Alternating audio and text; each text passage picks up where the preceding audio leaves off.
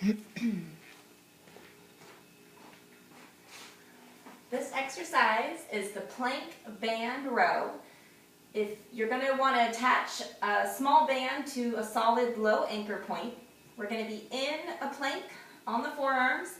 This exercise is fairly challenging, so it will work just as well on your knees or your toes. The important part is that you do not sacrifice form in order to work at a higher level. So if you need to be on your knees in order to prevent your hips from rotating, do so. It'll be a perfectly effective and challenging exercise. Also, if you start on your toes and recognize that you're fatiguing, your form is starting to shift, your hips are rotating, go to your knees. Just make sure you have a little bit of a wide stance, either on your knees or your toes, for some stability, but don't go really wide. You don't want to make it too easy.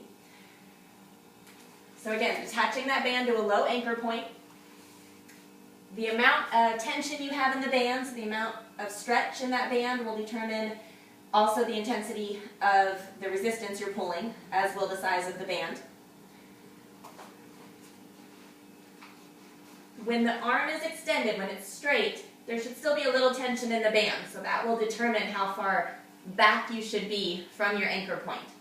Okay, so if you're on your toes, arm is straight, you're going to do a row, so pulling that band in, okay, nice and controlled for all your reps or time on that one side, and then you'll switch. Okay, if you're on your knees, again, same thing, fighting that rotation, doing that row. Okay, whichever side you're holding the band on, that's the hip that is going to try to turn and rotate away from the floor. So an easy correction to check your form is to always, if I'm holding with my left hand, I want to automatically shift that left hip towards the floor a little bit, which will usually just make my hips level, which is ideally where they should be.